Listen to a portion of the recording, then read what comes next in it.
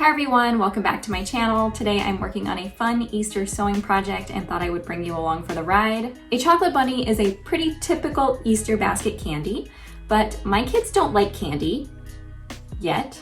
So we have to get a little bit creative with our Easter baskets this year, and I decided I was going to fill their Easter baskets with more party favor-like things. I bought some Play-Doh and stickers and things like that, but I'm also going to include a handmade chocolate bunny. I had to do some research for this to see the different types of chocolate bunnies out there and how I wanted my design to look, and I decided on this one. Super cute. So I did the pattern based off of this, but growing up, I remember a very different chocolate bunny. One with a little more character, anxiety perhaps. This thing. Please tell me I'm not the only one that remembers this chocolate bunny. I have to make it.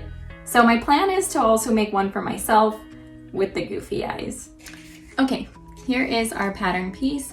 You can find this pattern in a link down below in the video description, and it's free to download.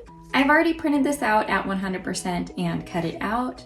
As you can see, I've cut out the ears and the leg designs as well, and I also cut out the eye. I still left them attached and just cut on the lines. The other supplies I'm using are a Sharpie. We have scissors, we have brown minky fabric. This fabric's commonly used to make stuffed animals. I have about a half a yard here and I'm planning to make 4 or 5. We'll see how many I actually end up making, but just to give you an idea of how much fabric to buy, it's really gonna depend on how many you wanna make. This in general is a really small pattern and would be a perfect scrap buster. I also have some ribbon here. This is 7/8 of an inch ribbon, but you can do whatever thickness, colors, sheen, anything like that that you'd like. I've got a couple different colors here because I'm planning to make a few bunnies. I also have my pins here. Those are very important. And let's see what else we need. I'm also going to be using polyfill stuffing, brown matching thread, a hand sewing needle, and I'm going to be sewing this up mostly on my sewing machine. But you could sew this by hand if you'd like. So let's clear away the workstation with just the supplies that we need right now. Pattern, fabric, Sharpie, scissors. Here we go. I'm laying out my fabric with the wrong side facing up, the fluffy side is facing down, and I'm tracing out my bunny pattern with a Sharpie. If you want to use something less permanent to draw your pattern, chalk or a water-soluble marker is a great choice. With the fabric being this dark brown color, this Sharpie shouldn't show through to the pretty side, but if you are working with a lighter color fabric, you should choose a similar colored marker or use something less permanent. But honestly, I've fully embraced the Sharpies at this point. Okay, so I've traced out the entire outline. Now I'm gonna go ahead and trace the designs on the inside as well. To do that, I'm going to fold this bit of the ear back so I can draw this line. Going to trace the eye. And I'm gonna do the same thing where I pull the leg back so I can trace the leg designs. Remember that this pattern does not have any seam allowance. I'm going to be stitching directly on that outline, so we need to have a little bit of extra fabric cut out around the edge. This doesn't have to be pretty or neat, and that's why I prefer to do it this way. I'm using a zigzag stitch on my sewing machine with a width of 2.5, and I changed the stitch length to as low as it would go, which is 0.5, and I'm gonna go ahead and sew the leg design and the ear design onto the stuffed animal. I'm gonna start by stitching this ear line right here.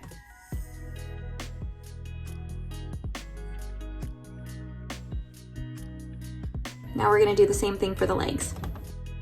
If you're following along with your own project, remember to go slow with this. There's no rush. With a short stitch length, it's going to take a while for this to go through the machine.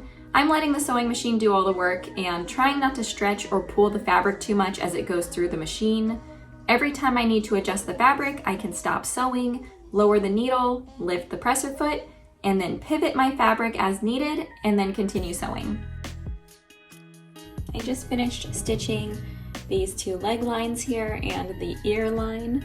So on the right side of the fabric, this is what we're looking at so far. I think those designs look pretty good. I like that stitch setting. Now we do still need to do the eye, but it's just so small that I have a hard time doing this on the sewing machine, so I think I'm going to hand stitch it Yay, hand stitching.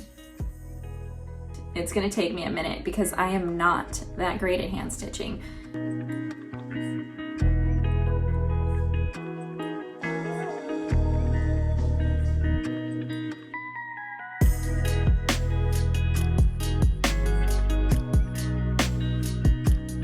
I'm putting my bunny piece right sides together with some fabric here, and I'm going to just pin all of that in place and then cut around it. It's gonna be sewing the plush just like this, and I'm gonna leave a small gap at the bottom here. That way I can flip the plush right side out later on. To stitch around the outline, I'm just using a regular straight stitch on my sewing machine.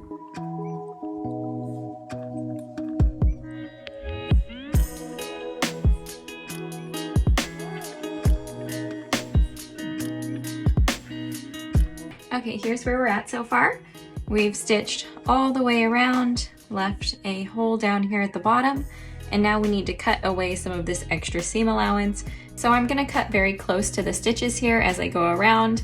If you're gonna follow along, make sure you don't cut through your stitches while you're doing this.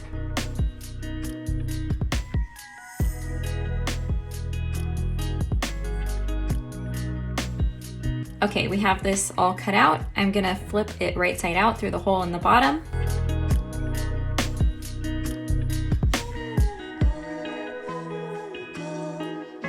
And now it's time to add some stuffing.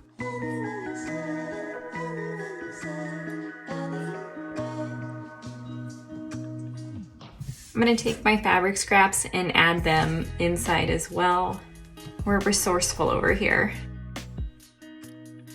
All right, the bunny is stuffed. He's looking pretty cute. So now we just need to stitch up this hole here at the bottom, and I'm gonna use a invisible stitch, also known as a ladder stitch, to close this bit up.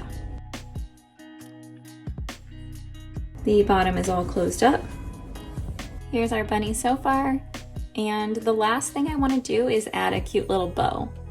So I have my ribbon here, and I'm just gonna cut off a piece so that I can tie it around the bunny. So I am not the expert on tying pretty bows, but I'm gonna do it the best that I can do.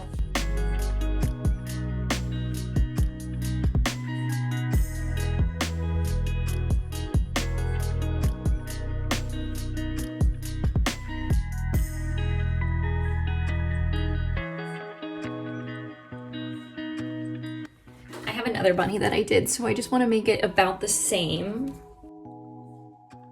I'm going to burn the edges a bit, that way they don't fray. Be careful when you're doing this. Here's a little close-up of the details. You can see the little eye there and the cute little leg lines. I've already finished another one, so I've got 2 finished and I still need to make a couple more. Yay. Fast forwarding a few hours, here are my finished chocolate bunnies. I'm so happy with how these turned out. They are perfect for Easter decor, and I know my kids are gonna love them in their Easter baskets. But I have to say that I do have a favorite. Thank you so much for watching. I hope you enjoyed this video and spending time in my sewing room today. Please give this video a like and let me know which bunny design is your favorite in the comments. You can subscribe to my channel if you want to see more sewing videos in the future, and I'll see you for the next one. Bye!